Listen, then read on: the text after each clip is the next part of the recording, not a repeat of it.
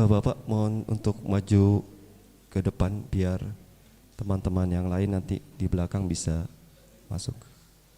Bismillahirrahmanirrahim. Assalamualaikum warahmatullahi wabarakatuh. Alhamdulillahilladzi an'amana bi ni'matil iman wal islam wa nusalli wa nusallim ala khairil anam nabiyyina Muhammadin wa ala alihi wa sahbihi ajma'in amma ba'd.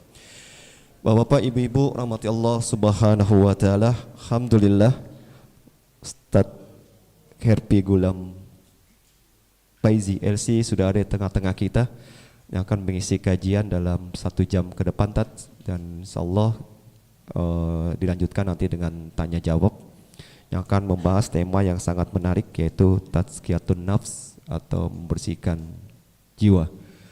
Nah, mungkin langsung aja bisa dimulai. Tafadhol Mas Guru.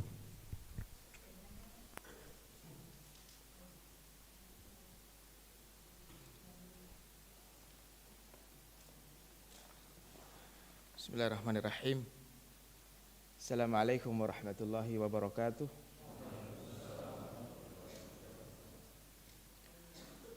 Alhamdulillahirabbil alamin. Alladzi hadana li hadza wa ma kunna linahtadiya laula an hadanallah. Alhamdulillahirabbil alamin. Alladzi arsala rasulahu bil huda wa dinil haqq liyudhhirahu 'ala ad-dini kullihi wa kafa billahi shahida. Asyhadu an la ilaha illallah wahdahu la syarika lah wa asyhadu anna Muhammadan 'abduhu wa rasuluh. Allahumma salli wa sallim wa barik ala nabiyyina Muhammadin sallallahu alaihi wasallam wa ala alihi wa sahbihi wa man tabi'ahu bi ihsanin ila yaumiddin. Allahumma aftah alaina hikmataka wanshur alaina min khazaini rahmatika ya dzal jalali wal ikram. Allahumma inna nas'aluka fahman nabiyyin wa hifdzal mursalin wa ilhamal malaikatil muqarrabin. Subhanakallahumma rabbana la ilma lana illa ma 'allamtana innaka antal alimul hakim. Amma ba'du. Bapak Ibu saudara sekalian, jamaah Masjid Al-Falah Sakura Regency yang dimuliakan Allah Subhanahu wa taala. Puji syukur alhamdulillah kita senantiasa jadikan sebagai kalimat untuk membasahi lisan-lisan kita, karena sebaik-baik doa yang paling dicintai oleh Allah Subhanahu wa taala adalah tahmid. Dan tahmid adalah gambaran dari ungkapan hati orang-orang yang berterima kasih, yang bersyukur kepada Allah Subhanahu wa taala. Sehingga Rasulullah sallallahu alaihi wasallam bersabda, wa afdalud du'a alhamdulillah. Dan sebaik-baik doa adalah alhamdulillah. Dan mudah-mudahan kita semuanya menjadi orang-orang yang Allah mudahkan untuk bersyukur.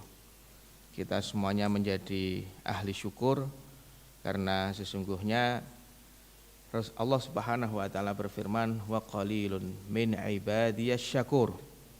Dengan sekian banyak manusia di muka bumi yang mendapatkan fasilitas kenikmatan dari Allah, tapi sedikit di antara mereka yang Allah Subhanahu wa taala sifati dengan sifat syakur, banyak berterima kasih. Dan mudah-mudahan juga dengan hati yang mudah untuk berterima kasih kepada Allah Subhanahu wa taala, itu menjadi asbab masuknya kita semuanya ke surga tanpa hisab, sebagaimana hadis yang diriwayatkan oleh Asma binti Yazid. Dan Asma binti Yazid adalah salah satu sahabiyah, sahabat Nabi perempuan yang digelari dengan khatibatun nisa, ya, sebagai wakilnya para sahabat wanita untuk menyampaikan unek-uneknya kepada Nabi. Jadi sahabat-sahabat wanita di kota Madinah itu kadang juga punya unek-unek. Cuma kadang mereka mau menyampaikan unek-unek itu kepada Nabi malu. Sebagaimana itu terjadi pada Zainab, istrinya Abdullah bin Mas'ud radhiyallahu anhu. ketika Rasulullah sallallahu alaihi wasallam menyampaikan, ya ma'syaran nisa tasaddaqna, wahai para wanita bersedekahlah, walau min huliyikunna, walaupun dengan perhiasan kalian, karena aku ini melihat kebanyakan orang-orang yang ada di surga, orang-orang yang ada di neraka itu adalah wanita. Karena aku melihat banyak sekali wanita di dalam neraka. Dan kalimat Nabi aku banyak sekali melihat wanita dalam neraka itu bukan berarti laki-laki di neraka itu sedikit. Sama-sama banyak. Cuma ketika itu Rasulullah Muhammad SAW menyampaikannya kepada para wanita. Maka para wanita pulang ke rumah, yang pada waktu itu pakai perhiasan disedekahkan perhiasannya. Yang tidak membawa perhiasan maka pulang ke rumah. Dan di antara yang pulang ke rumah itu adalah Zainab, istrinya Abdullah bin Mas'ud radhiyallahu anhu. Begitu pulang ke rumah, dia ambil perhiasan. Kemudian dia temui suaminya, yaitu Abdullah bin Mas'ud. Dan Abdullah bin Mas'ud itu bukan Quraisy, juga bukan Ansar. Ya. Sehingga istrinya Abdullah bin Mas'ud mengatakan, wahai Ibnu Mas'ud, ya sesungguhnya Nabi memerintahkan untuk bersedekah, sedangkan aku melihat engkau ini tidak memiliki harta yang banyak. Jadi ini konteksnya, istrinya Abdullah bin Mas'ud lebih berada secara materi dibanding suaminya. Maka temuilah Rasulullah, tanyakan kepada beliau, apakah sedekah seorang istri kepada suaminya itu mendapatkan pahala atau tidak. Kalau mendapatkan pahala, maka ini akan aku berikan kepadamu. Kalau tidak, maka akan aku sedekahkan kepada yang lain. Maka Abdullah bin Mas'ud radhiyallahu anhu mengatakan, engkau saja yang menemui Rasulullah dan menanyakan itu.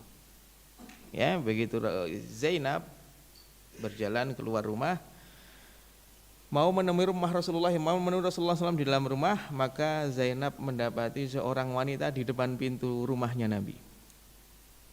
Dan Zainab mengatakan, hajati hajatuha. Ya, hajatku adalah hajatnya. Artinya yang aku tanyakan juga sebenarnya pengen ditanyakan oleh wanita itu. Ya, masalahnya sama. Tapi Nabi Muhammad itu orang yang sangat berwibawa, sehingga kadang membuat malu sebagian sahabat untuk menanyakan sesuatu kepada Rasulullah. Akhirnya cuma bisa berdiri di depan pintu rumah Nabi. Tidak lama kemudian Bilal keluar dari rumah. Karena Bilal keluar dari rumah, maka Zainab berkata kepada Bilal, wahai Bilal, sampaikan kepada Rasulullah bahwa di depan rumah beliau ada dua wanita yang dua-duanya punya pertanyaan, apakah sedekah seorang istri kepada suami itu mendapatkan pahala dari Allah. Tapi jangan engkau sampaikan kepada Rasulullah siapa dua wanita yang di depan pintu beliau. Kemudian Bilal masuk ke dalam rumah. Begitu masuk ke dalam rumah, maka Bilal menyampaikan itu kepada Rasulullah. Rasulullah bertanya, siapa dua wanita yang menanyakan perihal ini? Mau tidak mau Bilal harus berjujur. Ya, sehingga Bilal menyampaikan yang pertama wanita dari Ansar, dan yang kedua adalah Zainab. Ya. Nabi mengatakan karena Zainab di Madinah itu banyak. Ada Zainab binti Khuzaimah, itu istrinya Nabi, Zainab bintu Jahash istrinya Nabi, Zainab binti Rasulullah itu putrinya Nabi. Kan itu ya. Dan juga Zainab yang lain. Nabi bertanya, ini Zainab yang mana ini? Maka Bilal mengatakan, ini Zainab istrinya Ibnu Mas'ud. Nah, kemudian Rasulullah SAW mengatakan, sampaikan kepada dua wanita yang bertanya itu, mereka mendapatkan dua pahala. Bukan hanya satu pahala, dua pahala. Pahala yang pertama adalah pahala berbuat baik kepada orang dekat, dan pahala kedua adalah pahala bersedekah. Saya akan kembali kepada Asma binti Yazid. Mohon maaf sedikit keluar tadi. Asma binti Yazid itu meriwayatkan hadis dari Nabi Muhammad SAW, dan beliau memang sering dijadikan oleh para wanita yang ada di kota Madinah untuk mewakili mereka menyampaikan unek-uneknya kepada Nabi. Tadi saya sampaikan, seperti Zainab istrinya Abdullah bin Mas'ud terkadang punya apa? Punya rasa berat untuk menyampaikan permasalahan mereka kepada Rasulullah. Terkadang nyuruh orang untuk menanyakan itu, terkadang nyuruh sesama wanita, dan biasanya yang diminta untuk mewakili adalah Asma binti Yazid. Asma binti Yazid menyampaikan riwayat dari Rasulullah Muhammad SAW yang mana beliau bersabda bahwasanya nanti di yaumil akhir, ya, ada 3 golongan yang Allah Subhanahu wa taala perintahkan untuk masuk surga tanpa hisab. Dan satu dari 3 golongan itu adalah alladzina kanu yadhkurunallaha fis sarra'i wad dharra, atau yahmadunallaha fis sarra'i wad dharra.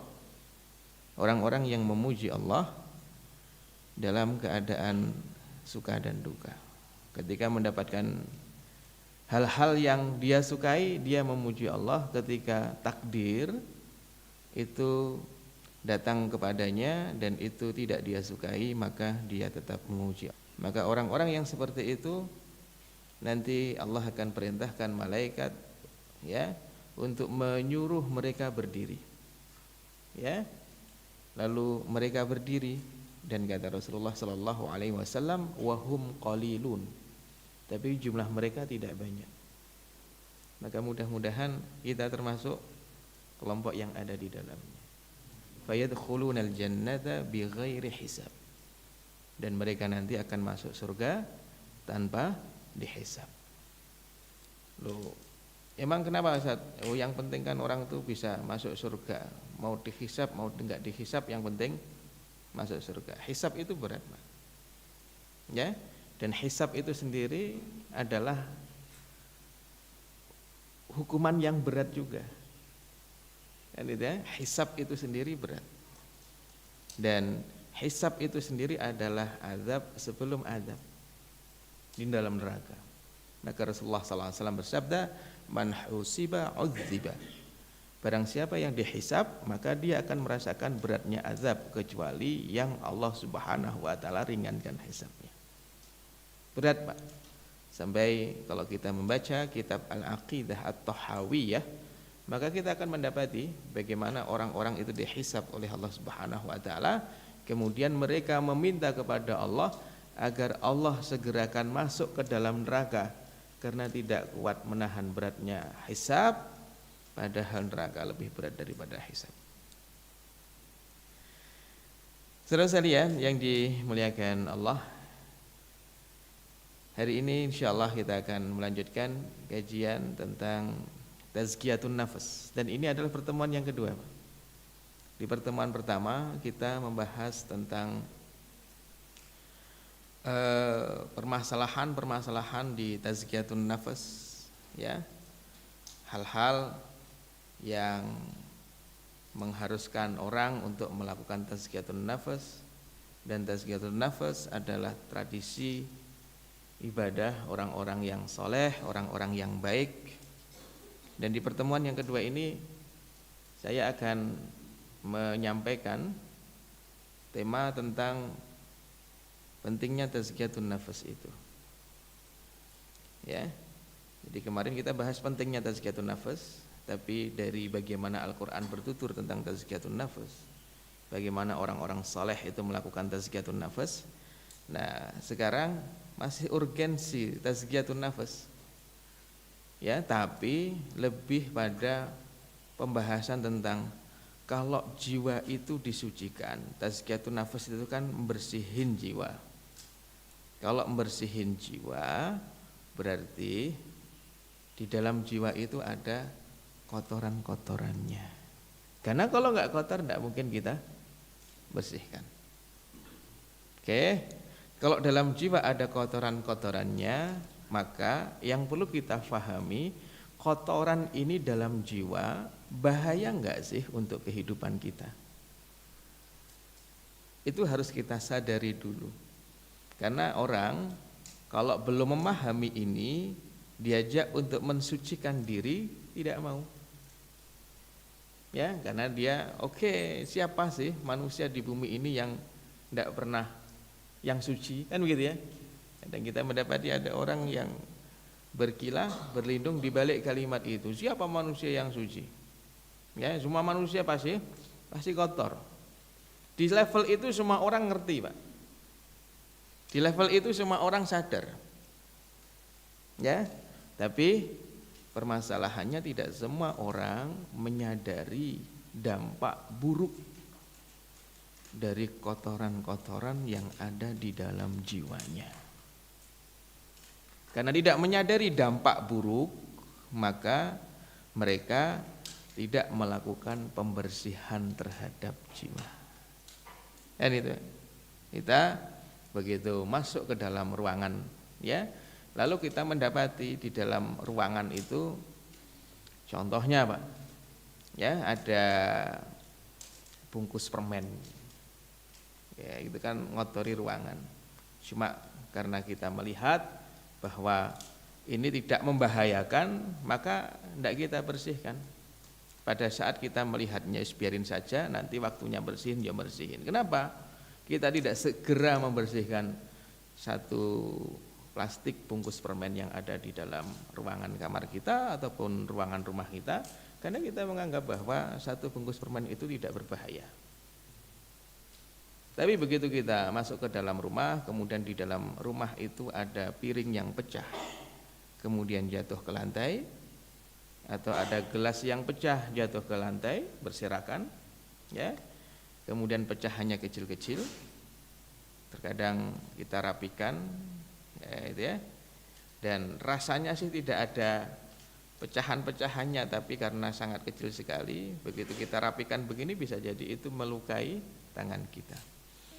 Dan di dalam rumah itu ada keluarga kita, ada anak-anak kita, maka pasti, ya, sebelum melakukan apa-apa, yang kita lakukan pertama kali adalah membersihkan pecahan-pecahan kaca itu. Kenapa? Karena bahaya. Karena menyadari bahwa kotoran berupa pecahan kaca itu bahaya, ya, bagi orang yang tinggal di dalam rumah itu, maka kita bersegera melakukannya. Kalau kita tidak menyadari itu, maka kita akan biasa saja. Jadi saudara sekalian yang dimuliakan Allah Subhanahu wa taala, orang, ya, ngerti tentang urgensi tazkiyatun nafas. Orang tahu bagaimana dulu para nabi melakukan tazkiyatun nafas. Orang tahu bagaimana dulu salafus saleh melakukan tazkiyatun nafas. Orang tahu bahwasanya tidak ada orang yang suci, tidak ada orang yang tidak berdosa. Tahu itu, ya. Bahkan orang ngerti ketika melakukan sebuah kemaksiatan, ketika melakukan sebuah dosa, ngerti kalau yang dilakukan itu adalah dosa. Tapi masih belum mendorongnya untuk mengambil sikap bahwa saya harus mensucikan diri saya. Apa masalahnya? Di antara masalah terpentingnya adalah karena dia tidak memahami dampak buruk dari kotoran-kotoran itu ada di dalam jiwanya. Bahaya kotoran-kotoran itu ada di dalam jiwanya. Maka pada kesempatan pagi hari ini kita akan membahas tentang dampak buruk kalau kita membiarkan jiwa kita itu kotor. Ya. Supaya apa? Supaya nanti kita itu bersemangat, Pak, dalam melakukan bersih-bersih jiwa. Baik, saudara sekalian yang dimuliakan Allah Subhanahu wa taala,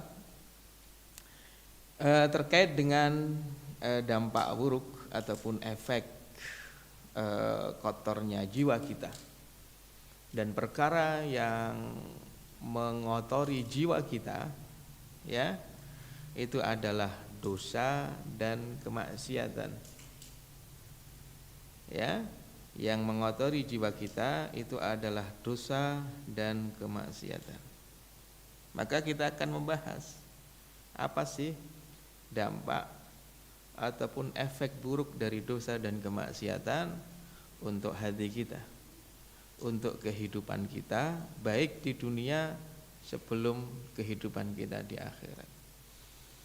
Karena kadang orang ngerti itu efek negatif dosa, dampak buruknya dosa itu orang tahu, tapi terkadang dia hanya menganggapnya bahwa dampak buruk dosa ini akan dia rasakan nanti di yaumil akhir. Orang yang melakukan ini di hari akhirat akan begini, orang yang di dunia minum khamr maka nanti di yaumil akhir ya Allah haramkan baginya khamr itu untuk dinikmati karena sudah dinikmati lebih dulu ketika di dunia. Dan seterusnya orang kadang tahu. Dan orang tidak menyadari bahwa dosa itu pun juga memiliki dampak di dunia sebelum orang itu nanti ada di yaumil akhir. Saudara sekalian yang dimuliakan Allah Subhanahu wa taala, ini masalah penting dan gara-gara permasalahan ini ulama besar namanya Ibnul Qayyim Al-Jauziyah, temannya Al-Hafidh Ibnu Katsir. Ibnu Katsir kita tahu yang menulis atau menyusun kitab tafsir, Ibnu Katsir. Ibnu Katsir punya teman namanya Ibnul Qayyim Al-Jauziyah. Ya. Itu suatu sore ba'da asar di sebuah majelis ilmu yang sedang beliau isi, maka tiba-tiba di majelis ilmu itu ada muridnya yang bertanya, "Wahai guru, kira-kira apa sih dampak buruk dosa ya bagi pelakunya?" Ibnul Qayyim langsung menjawab, dampak buruknya ini dan seterusnya. Dijawab, Pak. Ya, setelah dijawab selesai, kemudian kajian selesai, Ibnul Qayyim pulang sampai ke rumah. Begitu nyampe ke rumah, pikiran beliau masyghul, sibuk dengan pertanyaan yang disampaikan oleh muridnya tadi itu.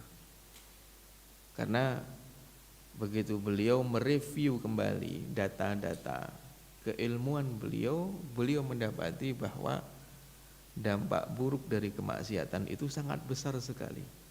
Dan yang beliau sampaikan kepada muridnya itu hanya sepersekian kecil dari dampak buruk dosa dan kemaksiatan. Akhirnya itulah yang kemudian mendorong beliau untuk ngambil kertas, lalu ngambil tinta, lalu ngambil pena, nulis semalam suntuk ya untuk menjawab pertanyaan muridnya tadi sore. Dia tulis 1, 2, 3, 4, 5, 6, 7, 8 terus sampai pagi. Pagi selesai satu kitab. Judulnya Al-Jawabul Kafi Liman Sa'ala 'Anid Dawa'i Syafi. Mungkin bapak-bapak ibu-ibu ada yang telah memiliki buku itu. Itu buku dikerjakan dalam waktu 1 malam, Pak. Gitu ya. Karena beliau ulama, referensinya ada di otak semuanya. Tidak perlu buka ini, enggak perlu buka ini. Pokoknya ngalir, beliau tulis tuh. Atau buku ini punya nama lain, ada wadawa judulnya, penyakit dan obatnya. Nah, itu. Baik, ini saking pentingnya, Pak. Ya, saking pentingnya dan saking fahamnya Ibnu Qayyim Al-Jauziyah terkait dengan bahaya dosa dan kemaksiatan. Beliau tulis buku itu. Dan saudara sekalian yang dimuliakan Allah Subhanahu wa taala, kaitannya dengan dampak buruk ini maka kita bisa mendapati ya di antara dampak buruk dosa dan kemaksiatan yang mengotori jiwa kita ya itu adalah hadis yang disampaikan Rasulullah Muhammad sallallahu alaihi wasallam terkait keterangan beliau mengenai orang yang melakukan sebuah dosa ataupun kemaksiatan. Idza adnaba al-'abdu dzamban nukitat nuktatun sauda, kata Nabi kan begitu. Kalau seorang hamba itu melakukan dosa, maka ada satu titik nuktah di dalam hatinya. Satu nuktah. Ya. Kemudian apabila dia bertaubat dan kembali dari dosanya itu ke ketaatan, maka suqila qalbuhu, maka hatinya akan bersih lagi. Ya, nuktah itu akan bersih lagi. Tapi jika dia terus-menerus melakukan dosa itu, maka nuktahnya bertambah, nuktahnya bertambah, nuktahnya bertambah. Dan jika tidak dibersihkan, ya, jika tidak dibersihkan, maka nuktah itu akan menutupi hati. Dan itulah yang Allah sampaikan dalam Al-Quran, kalla bal rana ala qulubihim ma kanu yaksibun. Bahkan ya, sekali-kali tidak, ron ala qulubihim, ya, itu semuanya disebabkan oleh penutup yang ada di dalam hati mereka, disebabkan oleh dosa-dosa yang mereka lakukan. Yang Pak, ketutup, ya, ketutup, jadinya hati gelap. Dan hati itu kalau gelap, Pak, hati itu kalau gelap jadi sempit. Hati itu kalau gelap jadi sempit. Ya, karena kita mengetahui bahwa orang ketika tinggal di sebuah tempat yang sangat lapang, ya, tapi kemudian semua listrik di tempat itu mati, lampu tidak ada yang nyala, bahkan satu piksel pun nggak ada cahaya yang masuk ke tempat itu, ke ruangan itu. Taruhlah Pak, taruhlah bapak-bapak, ibu-ibu, ya, dibawa sambil matanya ditutup, oke, kemudian sampai ke sebuah tempat, ya, sangat gelap, kemudian bapak-bapak, ibu-ibu diminta untuk masuk ke dalam tempat itu, lalu penutup matanya dibuka. Atau yang lebih simpel daripada itu, bapak-bapak, ibu-ibu matanya ditutup dan tidak ada satupun cahaya yang masuk ke dalam mata. Ya, kemudian ditempatkan di dalam masjid seperti ini, luas, kan gitu ya, luas. Maka karena baginya itu gelap, maka dia pasti jalannya tidak seperti jalannya orang yang matanya terbuka. Dia jalannya tidak seperti jalannya orang yang matanya berinteraksi dengan cahaya. Kayak begini ini nih. Ya, sebenarnya ada di dalam ruangan seluas ini, yang satu matanya ditutup, yang satu tidak. Maka pasti yang matanya ditutup itu mau jalan ke depan pelan-pelan, mau jalan ke belakang pelan-pelan, selalu dipenuhi dengan kekhawatiran, selalu dipenuhi dengan ketakutan, kan begitu tuh Pak. Ya, tapi orang yang matanya terbuka, berinteraksi dengan cahaya, maka dia mau jalan ke sana, dari sini sampai sana lari pun berani, nggak takut. Begitu mau nyampe pintu, dia berhenti, dia buka pintunya, kan itu ya. Tapi bagi yang matanya tertutup, melihat kayaknya sempit banget, takut, mau melangkah sebanyak 5 langkah ke depan padahal masih panjang, takutnya ada dinding yang dia bentur, takutnya ada tiang yang dia bentur, dan seterusnya. Maka ruang selapang ini bagi orang yang matanya tertutup, tidak berinteraksi dengan cahaya, akan terasa sempit, dipenuhi dengan ketakutan. Ya, dan bagi orang yang matanya berinteraksi dengan cahaya, maka hatta dia tinggal di ruangan yang sempit, di sebuah kamar contohnya, ngekos, ya, di satu kamar, tapi matanya berinteraksi dengan cahaya, maka dia merasakan kelapangan. Jadi ya, gelap itu identik dengan kesempitan, kan itu ya. Sehingga dari sinilah maka nanti kita akan mendapati, ya, kita akan mendapati ketika orang itu hatinya tertutup dengan nuktah hitam kemaksiatan, ditambah lagi sampai gelap, berarti hatinya tidak berinteraksi dengan cahaya, maka pada saat itulah dia merasakan kesempitan. Sehingga walaupun dia ada di tempat yang lapang, tapi susah baginya untuk berbahagia. Susah. Ya, tiap bulan terima gaji, yang lain juga terima gaji. Ya, contohnya, Pak. Dan gajinya itu bisa jadi 5 kali lipat gaji yang lain. Tapi karena hatinya gelap, maka susah baginya untuk bahagia dengan semua fasilitas itu. Padahal yang lain ada di sebuah ruangan yang lebih gelap barangkali daripada ruangannya. Dia ada di ruangan yang mungkin ya lampunya LED 100 watt. Wah, itu terang sekali. Teman yang satunya ya ada di ruangan samping yang lampunya paling hanya sekitar 25 watt. Oke, artinya yang pertama tadi fasilitas-fasilitas duniawinya melimpah ruah seperti dia ada di ruangan yang terang benderang. Oke, yang satunya tidak. Fasilitas duniawi yang Allah berikan tidak banyak.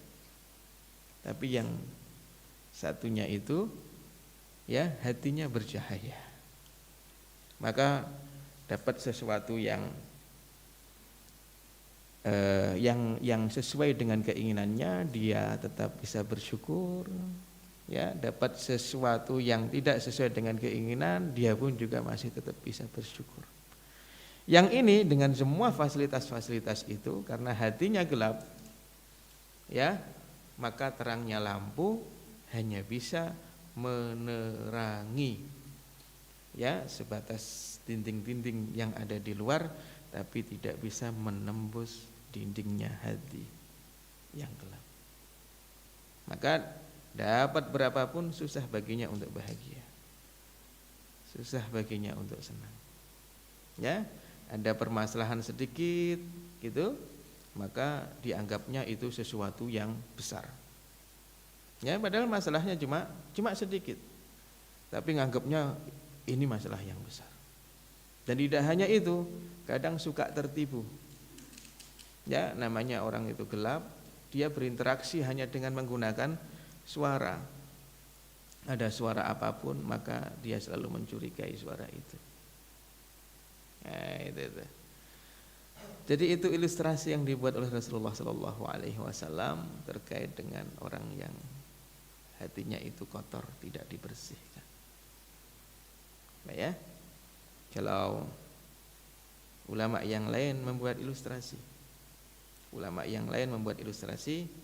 bahwa hati itu seperti kaca. Ya, hati itu seperti kaca, Pak. Dan yang dilakukan oleh syaitan itu adalah ini, masya Allah tabarakallah, ini maha adilnya Allah. Dari anggota tubuh kita ini yang paling penting adalah hati. Oke, jadi hati itu kayak chip kita, Pak. Itu yang paling penting. Ya. Dan yang diserang oleh syaitan itu adalah hati. Tapi Allah itu maha adil.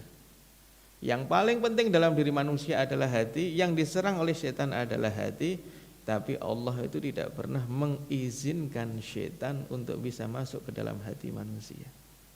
Dan Allah mengatakan ya bahwa hati manusia baina isbi'ain min asabi'ir rahman, itu ditaruh di antara 2 jemari Allah. Setan nggak bisa dekat, Pak. Hati kita tuh sebenarnya dititipin di sana. Sebenarnya setan nggak bisa dekat, karena nggak bisa masuk, bukan nggak bisa dekat, karena nggak bisa masuk ke dalam hati. Ini maha adilnya Allah, Pak. Maha adilnya Allah. Kita itu punya musuh kita itu yang diserang hati kita, dan pertarungannya pertarungan yang tidak imbang. Kenapa pertarungan yang tidak imbang? Karena kita tidak bisa melihat musuh kita bisa melihat kita. Ya, kita tidak bisa melihat tuh setan, tapi setan bisa leluasa melihat kita. Maka para ulama mengatakan kalau kamu pengen menang, minta tolonglah kepada yang bisa melihat setan dan setan tidak bisa melihatnya. Siapa itu? Allah Subhanahu wa taala. Oke.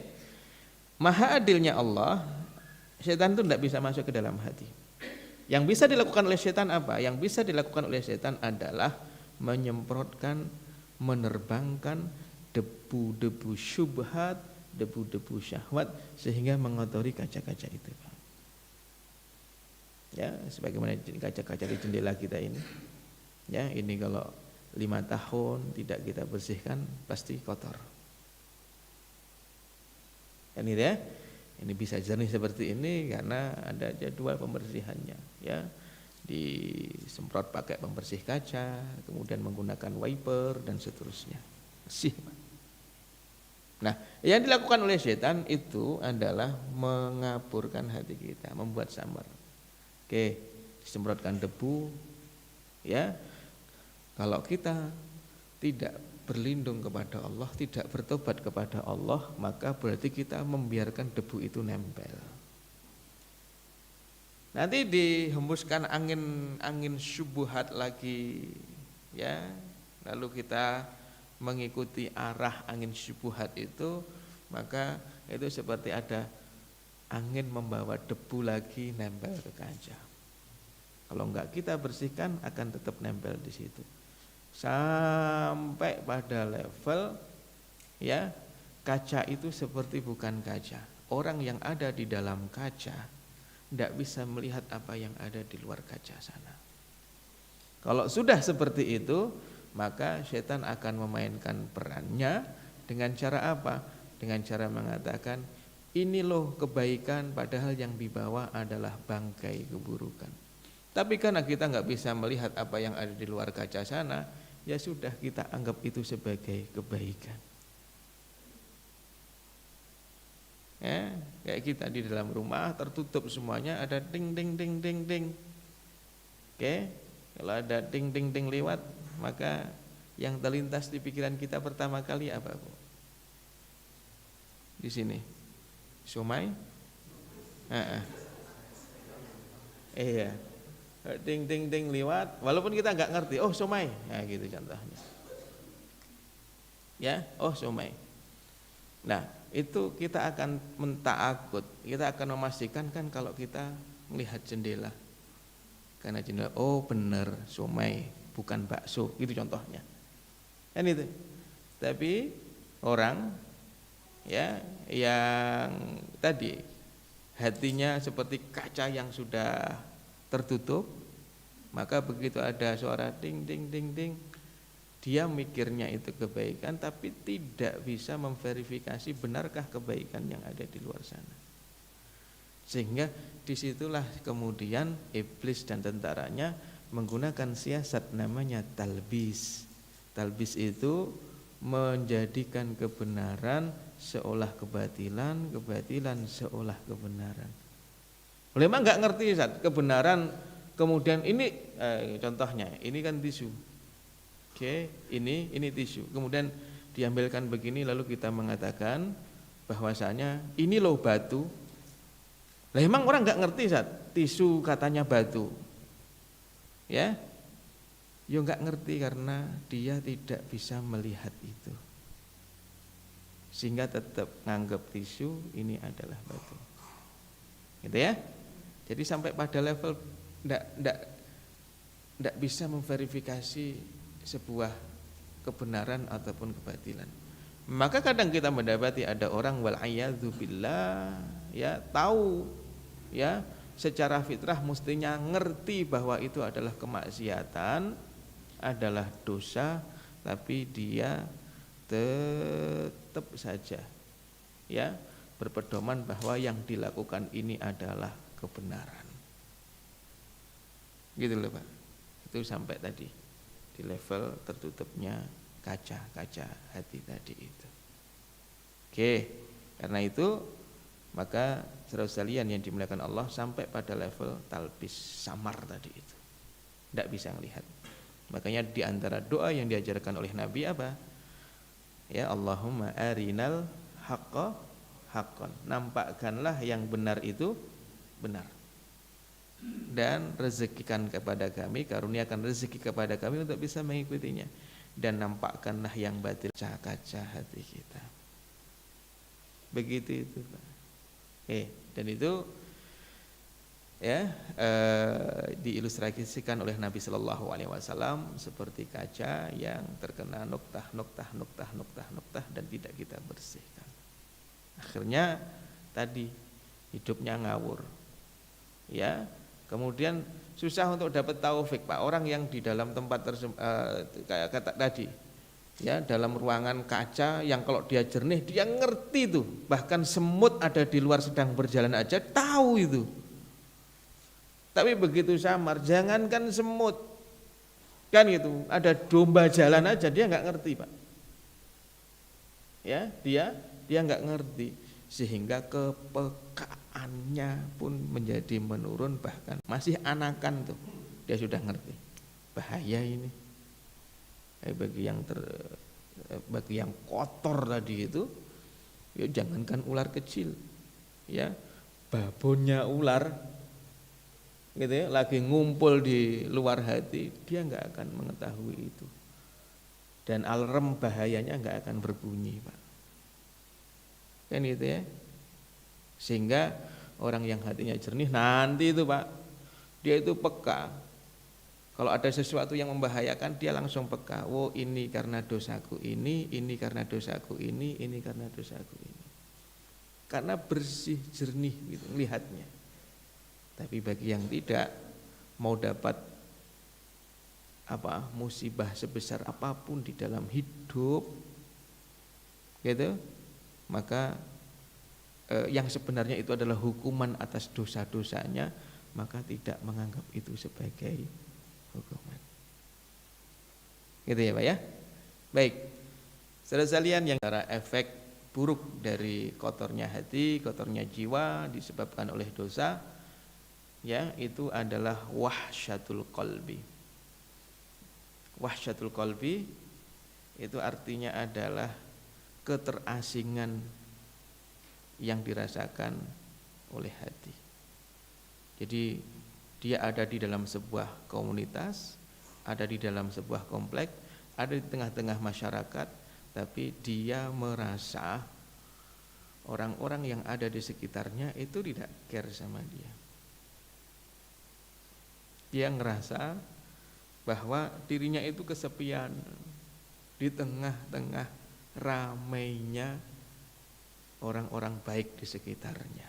Sehingga ketika ada masalah, dia merasa nggak ada orang di sekitarnya yang care. Siapa? Oleh ayah kita semuanya, yaitu Nabi Adam alaihissalam. Ya, kalau kita baca riwayat ketika Nabi Adam alaihissalam melanggar larangan Allah, ya, melanggar larangan Allah itu, Pak, untuk tidak jadi ketika Nabi Adam alaihissalam itu melanggar larangan Allah Subhanahu wa taala di surga, maka pada saat beliau dan juga Hawa alaihissalam memakan buah itu, yang pertama kali beliau rasakan dalam diri adalah wahsyah, keterasingan. Di surga itu banyak malaikat. Di surga itu Nabi Adam karena jadi ini, Pak, bintangnya surga Nabi Adam itu sudah diciptakan, kan gitu ya. Begitu diciptakan, dipamer-pamerkan oleh Allah di depan semua makhluk-makhluknya. Jadi bintang lah Nabi Adam itu di sana, kan gitu ya. Tapi begitu Nabi Adam melakukan kemaksiatan, auratnya lepas, ya, seolah kain itu tidak mau menutupi kekurangan Nabi Adam, auratnya Nabi Adam pas, Pak. Kemudian Nabi Adam mau ngambil pohon-pohon yang daun-daun yang ada di surga, yang sudah bantu Nabi Adam alaihissalam untuk menjaga auratnya. Tapi pada waktu itu Nabi Adam merasa terasing. Kenapa? Yang awalnya, Pak, yang awalnya memuji-muji Nabi Adam, takjub pada Nabi Adam, dan seterusnya, pohon-pohon pun juga tunduk pada Nabi Adam, binatang pun juga sama. Tapi begitu beliau melakukan kemaksiatan, dosa itu, ya, melanggar aturan Allah itu, maka akhirnya Nabi Adam merasa semuanya menjauh darinya. ya, merasa semua menjauh. Maka dari itulah maka Hasan Al-Basri itu mengatakan, inilah a'sillah, aku itu kalau bermaksiat kepada Allah, fa'aradzalika fi khuluqi dabati wa muraati, maka aku mendapati ada perubahan pada perilaku kudaku, keledaiku, kendaraanku, dan pada perilaku istriku dan juga anak-anakku. Kayak itu Pak. Ya, jadi orang yang hatinya jernih, dia peka Pak. Kok dia melakukan sebuah kemaksiatan kepada Allah, dia merasakan efek dari orang-orang yang ada di sekitarnya. Sikap istrinya kepadanya berubah. Kan gitu ya. Anaknya pun juga sama. Yang awalnya nurut, enak, gitu, tapi dia merasakan kok susah diatur, gitu ya. Dan bukan hanya itu, bahkan Hasan Al-Basri itu mendapati daripada dosa itu yang dia lakukan itu sampai pada kendaraannya, kan itu Pak, sampai pada keledai-keledainya, kemudian kuda-kudanya, onta-ontanya. Yang awalnya nurut, tidak ada masalah, itu jadi rewel aja, masalah aja, kan gitu ya. Nah itu kok bagi orang yang hatinya jernih, terus rame terus, maka jalan pertama kali yang harus dilakukan oleh kita dan pasangan kita adalah sama-sama taubat, kan gitu ya. Karena dulu begitu Nabi Adam alaihissalam dan Hawa alaihissalam ya begitu turun ke bumi kan dipisah Pak, pisah. Dan bersatunya adalah ketika kedua-duanya bertaubat, tidak menyalahkan. Bisa. Riwayat menyebutkan Hawa ada turun di Mekah, kan gitu ya. Sedangkan Adam alaihissalam Allah turunkan di Sri Lanka.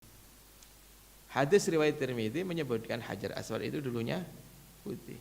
Karena makanya begitu turun bersama dengan Nabi Adam, dia memancarkan cahaya. Sehingga Nabi Adam dari jarak yang jauh menuju ke tempat itu. Jadi sebenarnya pada waktu itu Hajar Aswad ini adalah kompas pertemuan, kan itu. Jadi masing-masing pisah. Makanya kadang waktu saya membaca riwayat-riwayat tentang apa yang disampaikan oleh Hafidz Ibnu Katsir dan bidang ini, saya mikir itu Adam di sana, Hawa di sana, gimana caranya bisa ketemu ya? Wong ada hutan, ada gunung, jadi kayak kompas Pak. Makanya tepat ketika bangun Ka'bah yang sebelumnya pondasinya sudah dibangun oleh Jibril, jadi pondasi Ka'bah yang bangun Jibril, tapi yang meninggikan dindingnya dari atas pondasi sampai terlihat itu adalah Nabi Ibrahim. Setelah selesai maka Allah perintahkan untuk menaruh Hajar Aswad di sana, karena dulu itu berfungsi sebagai kompas, kiblat pertemuan antara siapa? Adam dan Hawa. Pisah Pak. Begitu pisah, dua-duanya melakukan evaluasi. Adam enggak nyalahin Hawa, Hawa enggak nyalahin Adam. Enggak ada bapak-bapak ibu-ibu mendapati riwayat Nabi Adam mengatakan gara-gara kamu ini dek Hawa, enggak ada. Enggak ada juga riwayat yang mengatakan gara-gara kamu Mas Adam, enggak ada. Enggak ada. Enggak menyalahkan satu sama lain. Kan itu, dipisah oleh Allah, dipisah. Ya, bertemunya ketika Allah mengajarkan kepada keduanya, Rabbana zalamna anfusana wa illam taghfir lana wa tarhamna lanakunanna minal khasirin. Begitu itu. Baik, jam 6 kurang 5 menit. Mungkin ada pertanyaan, saya persilahkan. Ya, dari bapak-bapak, ibu-ibu yang ingin bertanya dipersilahkan.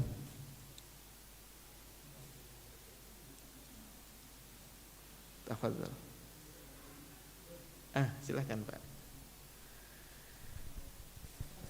Ya. Bismillah. Assalamualaikum warahmatullahi wabarakatuh. Waalaikumsalam warahmatullahi wabarakatuh. Izin bicara Ustaz. Ya. Masalah mengasihkan diri tadi Ustaz. Kan tadi kalau kita hatinya kotor itu kita seolah terasingkan.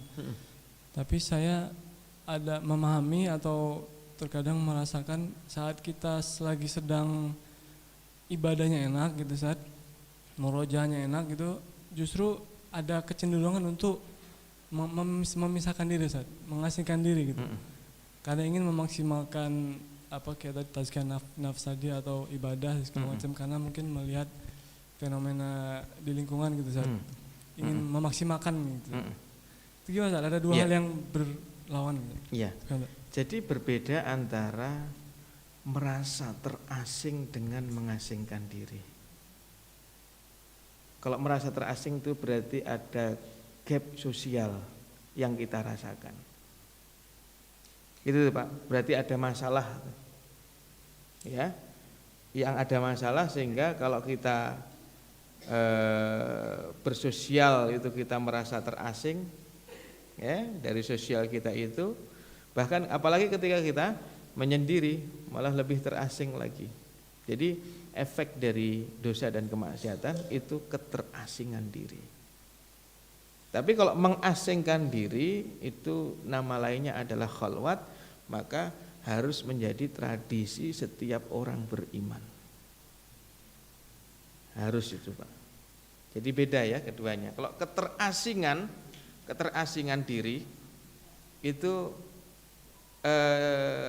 hal yang membuat fitrah setiap manusia enggak nyaman. Terasing itu artinya dia punya masalah dengan sosialnya.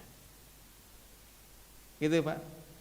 Ya, sehingga sesukses apapun dia, sebanyak apapun harta yang dia miliki, kalau dia ya merasakan keterasingan diri, maka dia tidak bisa maksimal menikmati semua kesuksesannya itu. Gitu tuh Pak. Jadi itu babnya bab keterasingan diri. Ini meninggalkan. Kan gitu tuh Pak. Itu maka yang kita rasakan adalah keterasingan diri. Apalagi kalau orang itu ya jauh dari ketaatan. Oke. Kalau mengasingkan diri itu adalah tradisi yang harus kita miliki dalam kehidupan ini. Kalau dulu Pak, Nabi Muhammad itu di usia 38, 39, 40 punya kebiasaan khalwat. Khalwat itu menyendiri dengan Allah. Nah, itu mengasingkan diri dari manusia. Itu Nabi Muhammad ya memilih bulan Ramadan selama 10 sampai 15 malam. Itu Pak. Nanti di khalwat yang ketiga baru turun surat Al-Alaq, Iqra bismi rabbikal ladzi khalaq. Oke. Setiap kita harus menyisihkan waktu untuk menjauhkan diri kita dari manusia, Pak. Ya, maka kita harus jadi hitungannya bukan mingguan, bahkan dalam sehari itu Pak. Dalam sehari kita harus mengasingkan diri kita dari orang-orang yang ada di sekitar kita. Ya, bahkan itu pasangan kita, bahkan itu anak kita, apalagi teman-teman kita yang ada di gadget itu. Oke, mengasingkan diri. Dan itu penting dan itu adalah kekuatan asli kita. Kan itu Pak. Nah, di saat kita beruzlah mengasingkan diri itu dalam sehari, latihan saja 5 menit dulu, pokoknya sehari 5 menit, aku nggak mau diganggu dengan yang lain, aku cuma pengen evaluasi dengan Allah, pengen ngobrol aja dengan Allah. Ngobrolnya ngobrol santai aja kalau sama Allah itu Pak, gitu loh, dari yang paling santai sampai yang serius. Jadi jangan serius tok kalau ngobrol sama Allah. Serius tok itu apa? Minta ini itu serius, tapi nyantai itu kayak wali-walinya Allah itu, kekasih-kekasihnya Allah dalam Quran itu. Ya, itu kalau ngobrol sama Allah nyantai, kayak Nabi Zakaria, Rabbi inni wahanal atmu minni washta'ala ra'su syaiba. Tuhanku, tulangku ini sudah lemah, rambutku juga sudah putih menyala gitu. Bayangkan rambutnya putih, curhatnya sama Allah. Padahal Allah juga sudah tahu. Nah terus apa fungsinya ngasih tahu Allah? Nah, gitu loh. Oh itu bukan ngasih tahu Allah itu. Itu kalau rambutnya sudah menyala berarti ada permintaan di balik itu sebenarnya. Walaupun permintaannya nggak disebut. Jadi kalau ngobrol sama Allah itu Pak, yes ngobrolin rambut, ngobrolin tulang, gitu loh. Ngobrolin apa saja yang kita rasakan. Jadi sesantai itu gunakan tuh 5 menit aja sehari. Nanti hari ya latihan, kalau sudah istiqomah tambah lagi 5 menit. Sudah istiqomah tambah lagi 5 menit. Ya, tambah lagi 5 menit. Kalau sudah istiqomah maka bisa nambah sampai 1/3 malam. Itu Pak, ya, waktu durasi 1/3 malam itu.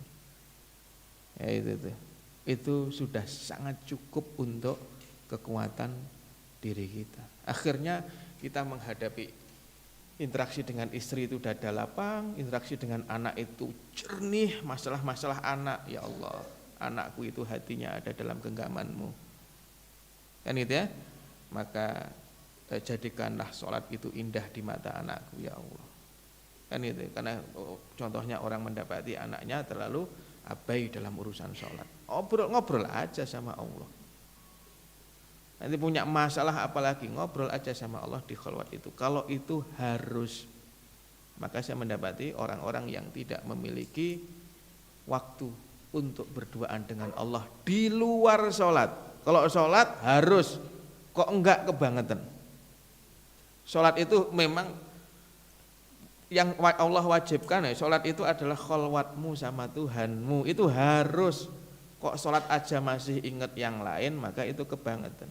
Di luar sholat sisihkan waktu khusus untuk ngobrol sama Allah. Kalau orang sudah terbiasa meluangkan waktu di luar sholat untuk ngobrol sama Allah, maka mudah baginya ketika sholat untuk ngobrol sama Allah.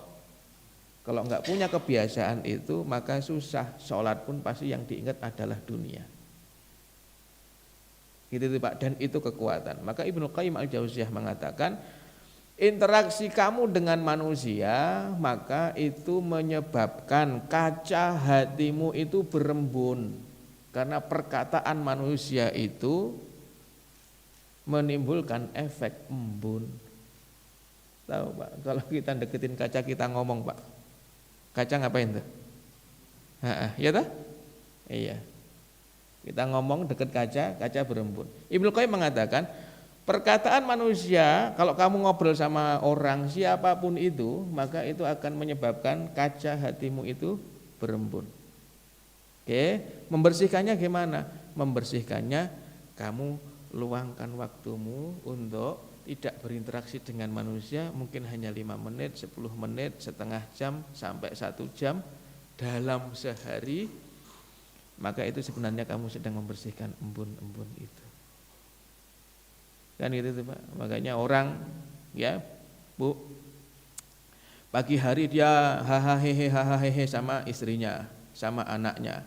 Nanti siang hari hahaha sama teman-teman di kantor. Sore hari hahaha sama teman-teman di kantor. Malam hari hahaha sama keluarganya.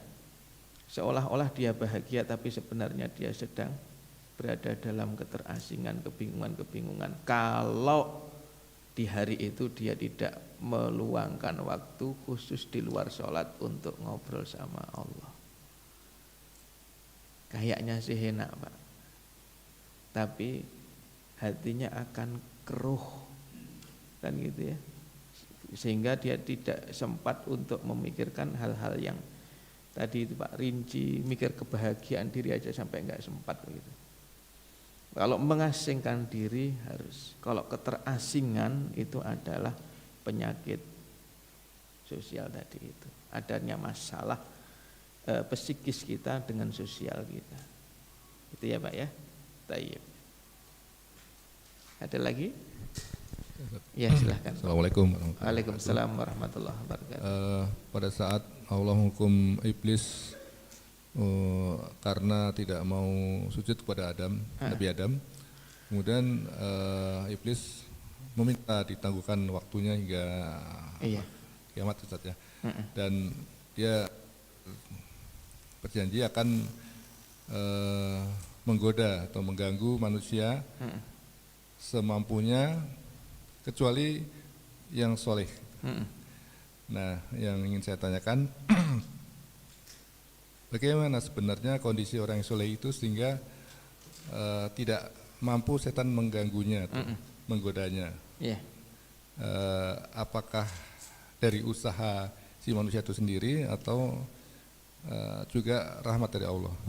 Demikian Ustaz. Assalamualaikum Baik. warahmatullahi wabarakatuh. Iya.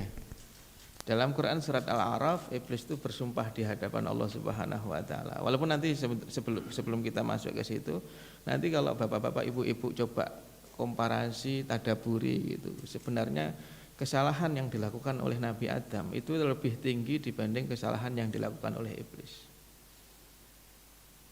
Karena iblis itu tidak mau melakukan perintah, Nabi Adam itu melakukan larangan.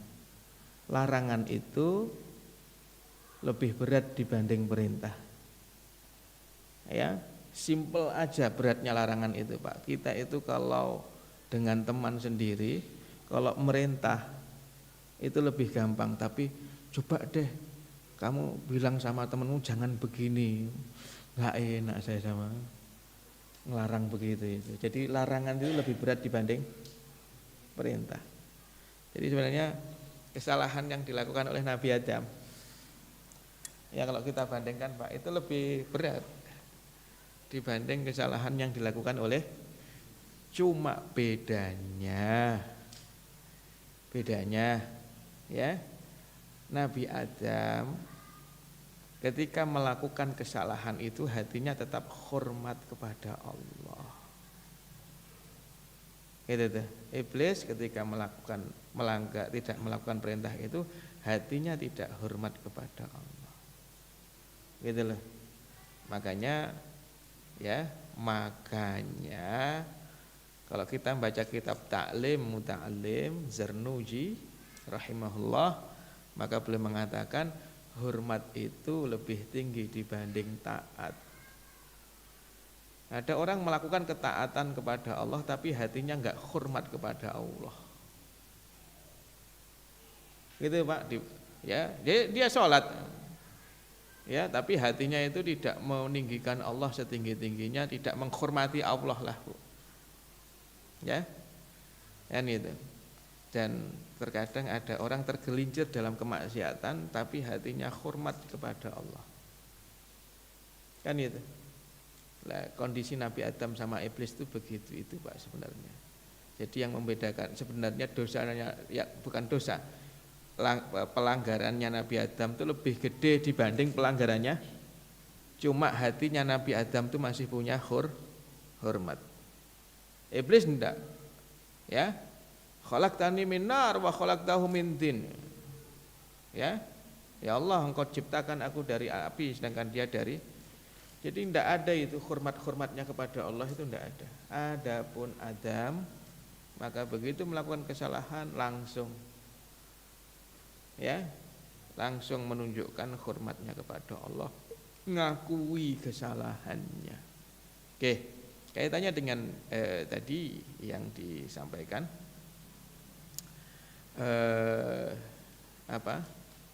jadi lupa Pak saya pertanyaannya.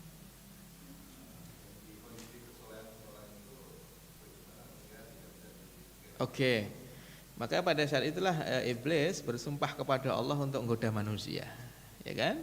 Goda itu manusia, dan iblis dalam Quran surat Al-A'raf bersumpah, ya.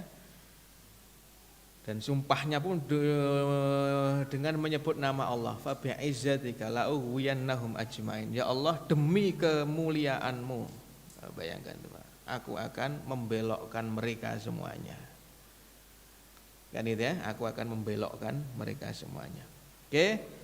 Kemudian iblis mengatakan aku akan menggoda mereka dari depan, dari belakang, dari sebelah kanan, wa an syama'ilihim, dan menggoda mereka dari sebelah kiri, wala tajidu aktsarahum syakirin, sampai engkau mendapati mereka itu susah untuk terima kasih kepadamu. Itu Pak ya. Jadi iblis itu nggoda dari depan, belakang, kanan dan kiri. Oke. Maka Syekh Mutawalli Sya'rawi rahimahullah itu mengatakan orang itu tentara itu, Pak. Mungkin di sini ada tentara yang pernah langsung merasakan perang, apakah itu latihan atau beneran, gitu, Pak. Itu ketika sedang berperang, ya, kita sedang berhadapan dengan musuh, Pak, maka tentara itu lebih banyak berdiri atau lebih banyak tiarap? Sembunyinya itu tuh, Pak. Kan gitu. Ya, tentara musuh di depan, ya, dia di sini, kok dia banyak berdiri, maka dia cepat tumbangnya itu, Pak. Ya, musuh di sana, di sini. Maka tentara yang dia tiarap, nyerang, menyerangnya dengan tiarap, kan gitu, itu lebih selamat dibanding yang gagah-gagahan, tentara, gitu contohnya. Perang ya harus begini ya, gitu contohnya. Kalau perang sama iblis jangan gagah-gagahan, Pak. Jangan gagah-gagahan. Nanti ketembak. Nanti kalah kita. Kenapa? Karena iblis itu nyerangnya dari sana, dari sana, dari sini, dari sini. Bayangkan kita ditembak dari 4 penjuru itu, Pak. Apa yang Bapak lakukan? Tembak dari semua arah. Tiarap. Tiarap, begitu tiarap, tembakan dari sini nggak kena, dari sini nggak kena, dari sini nggak kena, dari 4 penjuru nggak kena semuanya. Kenapa? Karena kita tiarap, gitu lah. Tapi kalau tentara, wah, saya ini push up 100 kali juga kuat kok, kan gitu. Akhirnya dia pententengan begini nih, Pak, apalagi sampai metengkelek begini, wah, gitu contohnya, kalah, Pak, ketembak itu, kan gitu ya. Maka pahami, ya, dari 4 penjuru itu iblis menyerang, setan menyerang, dan ada 2 penjuru yang dari 2 penjuru itu tidak ada serangan iblis, yaitu dari atas dan dari bawah. Itu iblis lupa ngomong sama Allah, Pak. Anda iblis mengatakan, aku pun akan menggoda mereka dari atas dan bawah, kita susah untuk selamatnya. Kenapa? Karena semua arah sudah dikepung. Lah iblis itu ngepungnya cuma dari depan, dari belakang, dari kanan, dari kiri, dari atas sama dari bawah. Tidak, andai gitu loh. Ya, mungkin saat ini iblis ketika dengar kajian ini juga nyesel, oh iya ya dulu, gitu ya. Dulu saya nggak ngomong begitu ya sama Allah ya. Kalau saya ngomong maka nggak ada yang selamat ini manusia. Semua penjuru. Tiarap itu adalah posisi sujud kita. Itulah, Pak, orang yang banyak sujudnya itu 2 penjuru itu adalah 2 pintu keselamatan dan kemenangan kita. Gitu ya. Baik. Jadi caranya keluar dari 2 pintu itu, Pak. Pintu ke atas kita gunakan untuk komunikasi dengan Allah, ya. Pintu ke bawah kita gunakan untuk menghinakan diri kita di hadapan Allah. Tiarap tadi itu, sujud tadi itu. Makanya ketika ada sahabat minta izin kepada Nabi, ya Rasulullah, ini uridu murafaqataka fil jannah. Ya Allah, aku pengen jadi temanmu di surga. Yang menghalangi orang masuk surga itu siapa, Pak?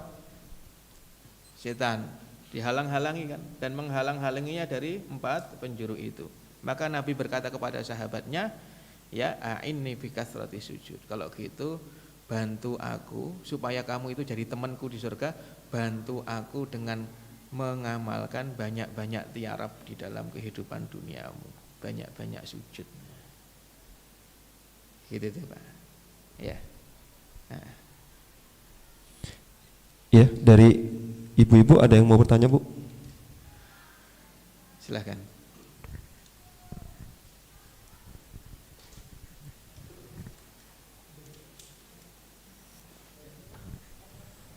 Gak ada dari online Pak Gunung? Gak ada. Baik. Silakan Pak.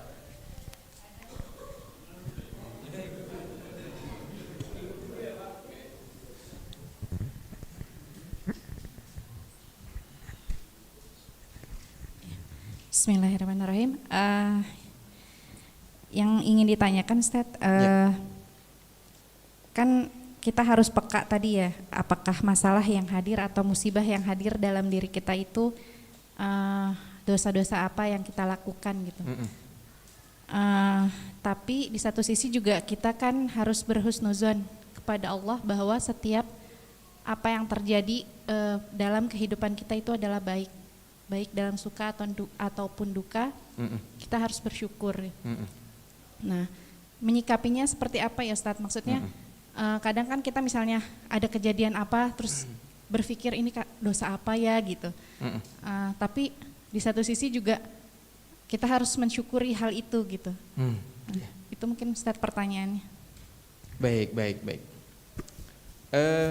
Dua hal yang tadi, dua sisi ya yang Ibu sampaikan itu adalah dua sisi yang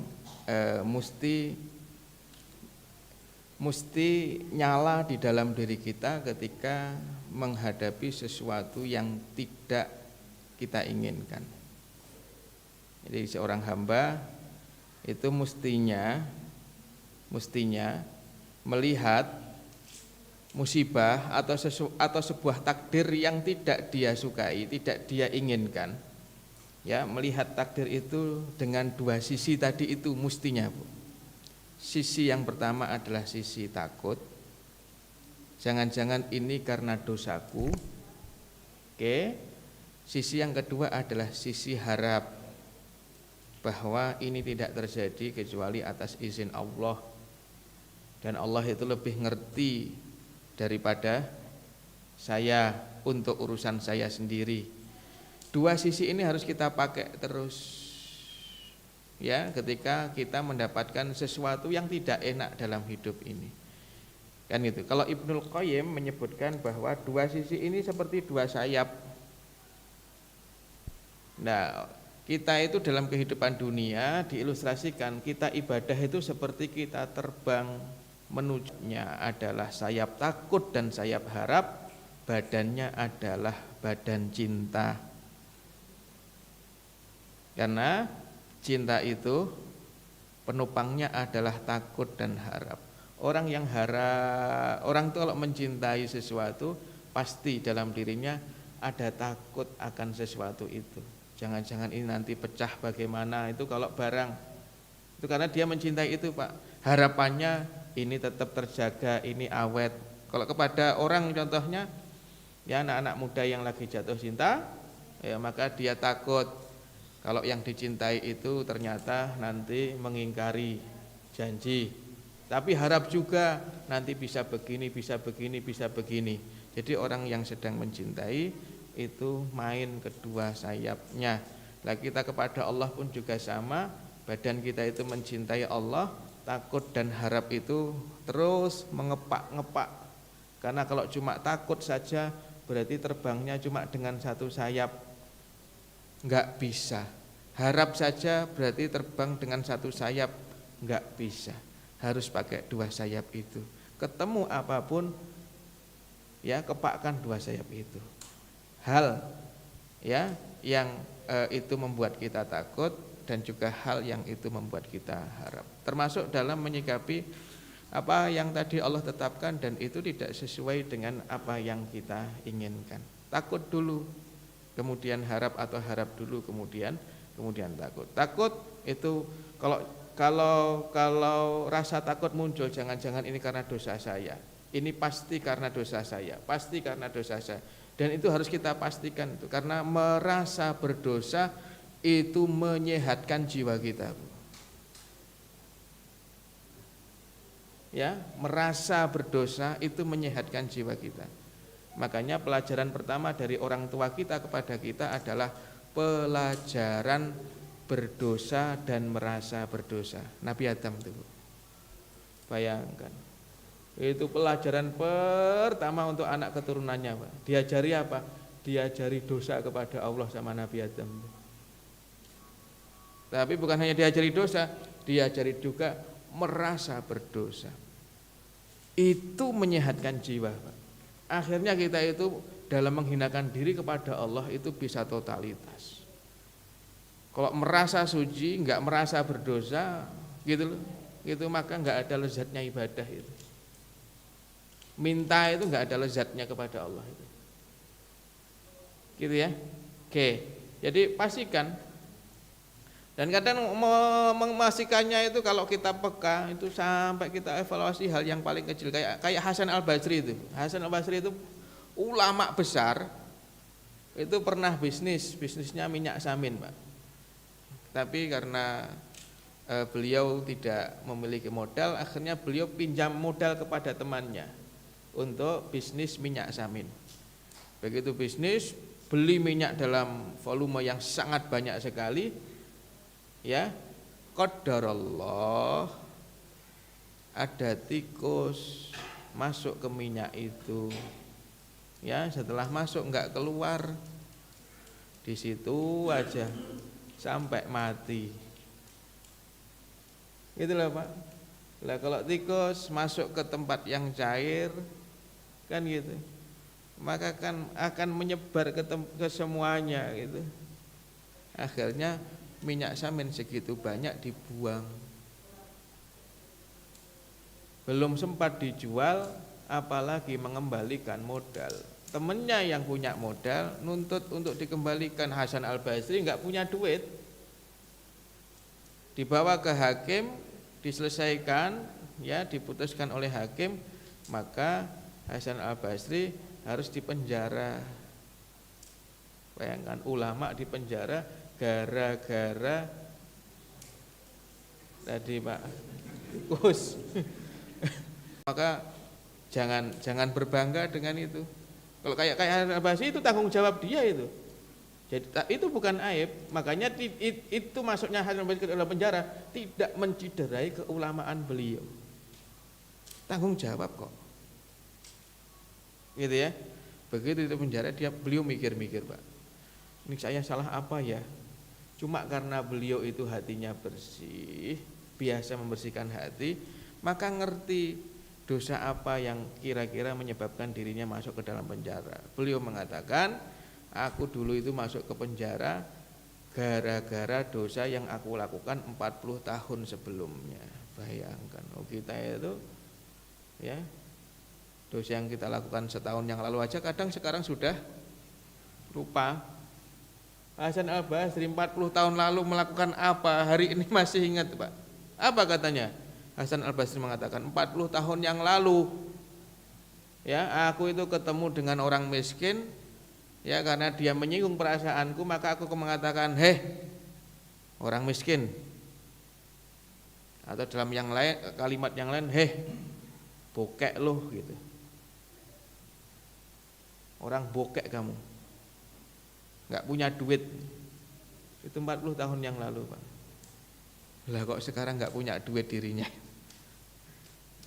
Bukan hanya nggak punya duit, masuk ke penjara lagi. Gitu loh ya. Jadi hal yang itu kita harus masukkan, ini pasti karena kesalahan saya. Oke, satu poin. Sehingga gerak tuh sayap takut dalam diri kita. Oke, lalu gerakkan juga sayap harapnya. Ya. Tapi semuanya sudah terjadi dan tidak terjadi kecuali Allah kehendaki. Kalau ini adalah sebuah kesalahan, maka saya akan kembali kepada Allah untuk bertaubat. Kan gitu. Akhirnya gerak harapnya, sayap harapnya gerak karena kedua-duanya gerak, akhirnya jadi lebih dekat dengan Allah disebabkan oleh musibah itu.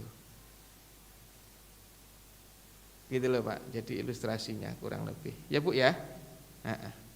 Jadi gerakkan kedua sayap itu. Jangan harap, harap toh dia mengatakan yadullahi maghlulah, tangan Allah itu diginikan terus, ya enggak kaya-kaya.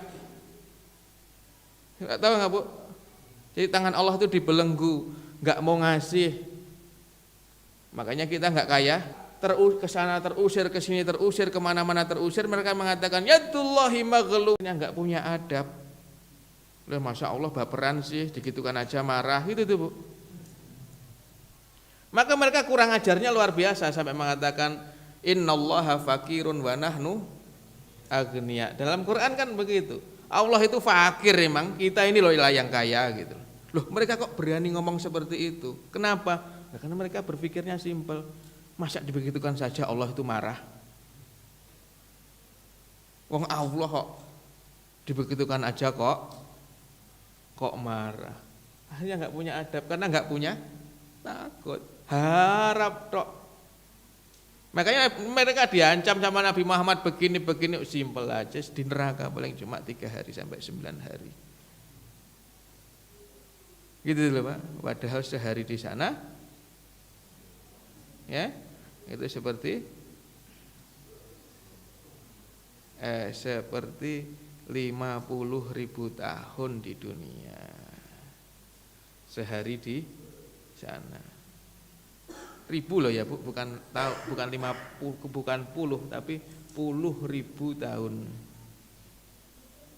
Ya, kalau 1000 tahun itu di dunia ini, jadi sehari di dunia seperti 1000 tahun hari di dunia malaikat, atau 1 harinya malaikat itu seperti 1000 tahunnya kita.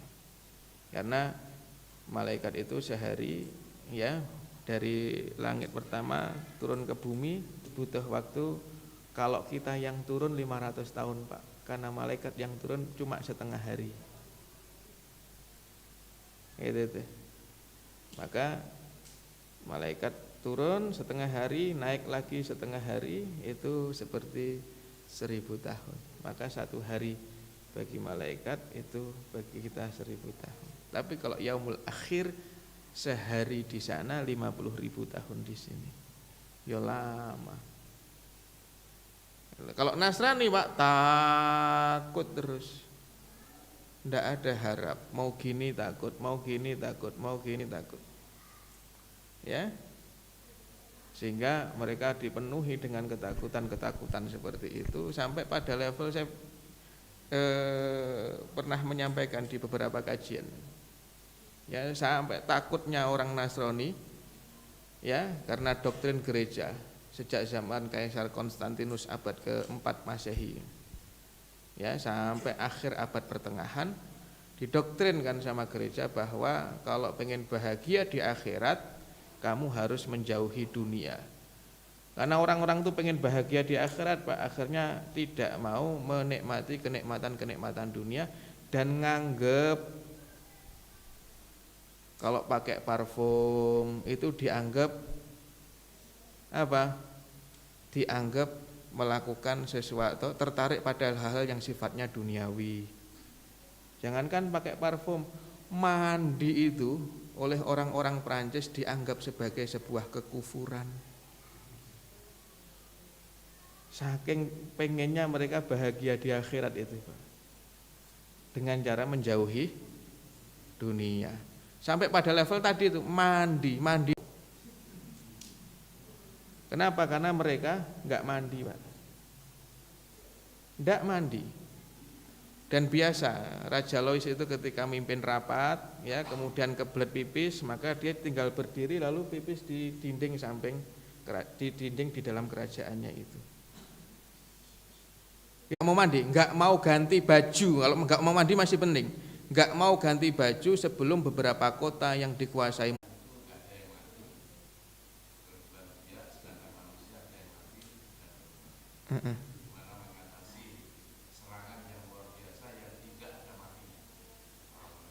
Iya. Waalaikumsalam warahmatullahi wabarakatuh. Saya akan menambahkan supaya lebih hiperbola Pak. Manusia itu ada tidurnya, setan itu non stop. Gitu ya Pak ya. Jadi manusia itu ngantuan di majelis ilmu yo ngantuk gitu loh. Jan ndak umum manusia itu tiduran. Kan gitu ya Pak? Tapi ada hikmahnya juga suka tidur itu. Kenapa? Karena malaikat ngangkat penanya, Pak. Pastinya tiap malam setahun 365 kali.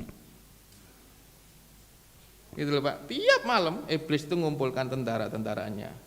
Sebagaimana disampaikan oleh Al-Hafidz Ibnu Jauzi. Tiap malam dikumpulin tuh tentara-tentaranya. Tanya, ente ngapain aja hari ini? Oh, aku goda orang tuh sampai dia nggak sholat. Oke, kamu ngapain hari ini? Aku goda orang tuh sampai dia korupsi. Oke, ngapain aja kamu hari ini? Aku tadi bisikin fulan ya supaya berantem sama istrinya. Aku juga bisikin istrinya supaya berantem sama suaminya. Mana? Sini. Suruh deket, kemudian katakan, kamu ini tentara. Gitu. Pas kita tidur, evaluasi. Besok mau ngapain lah, ada progres. Mereka mati, yang tidak mati cuma iblis tok. Ya cuma usia mereka lebih panjang daripada manusia. Usia mereka lebih panjang daripada manusia, tapi mereka juga mati. Wong terkadang kan kita juga mendapati ya ketika berlebihan atau tidak bijak dalam berinteraksi dengan mereka saat meruqyah, itu terkadang juga bisa membunuh mereka, Pak. Kan gitu ya, bisa membunuh mereka. Bahkan ketika kita membuang air panas ke tempat-tempat tertentu, kan gitu, maka itu juga melukai anak-anak mereka yang sedang main-main. Gitu loh, ya. Jadi dan Bapak Ibu tentunya mengetahui di Madinah ketika ada seorang sahabat yang baru saja nikah. Ya, kemudian ngaji. Nah, baru nikah, pengantin baru ngaji, Pak. Ngajinya sama Nabi lah, Mak. Tengah-tengah ngaji kangen istrinya, Pak. Begitu kangen istri, pamit sama Rasulullah mau tengok istri. Oke, ditengok istrinya lagi di depan pintu. Siapa? Dan ular. Maka nanti Nabi itu ngasih catatan, di Madinah ini ada jin yang suka mengubah wujudnya menjadi ular. Maka kalau ada ular di rumahmu, sampaikan begini dan seterusnya. Ada adab-adabnya itu. Jadi mereka bisa mati juga. Nah, yang nggak bisa mati itu karena adalah iblis. Satu tok itu nggak bisa mati, Pak. Iblis itu. Nah, itu ya. Adapun Dajjal itu bukan dari kalangan jin, Dajjal itu dari kalangan manusia. Hari ini sudah ada, usianya panjang karena Allah Subhanahu wa taala memberikan fasilitas berbeda kepadanya dibanding yang diberikan kepada manusia seperti kita. Kan gitu. Jadi, nah, caranya bagaimana? Caranya adalah mengingatkan terus keturunan-keturunan kita itu, Pak. Bahkan makarnya iblis terhadap orang tua mereka yaitu Nabi Adam alaihissalam. Nah, itu. Jadi kepada anak-anak kita pun pertama kita harus mengingatkan itu, Pak. Ya. Sehingga dia mengetahui ya bahwa musuh terbesarnya itu adalah kebatilan yang dihembuskan oleh syaitan. Dan yang kedua yang harus kita lakukan kepada diri kita dan keluarga kita, kan itu tuh Pak, itu adalah kita yang minta kepada Allah untuk menjaga anak kita itu. Anak usia 7 tahun, 8 tahun, belum seotomatis kita bisa diganggu. Kan begitu tuh Pak. Biar terlindung gimana? Ya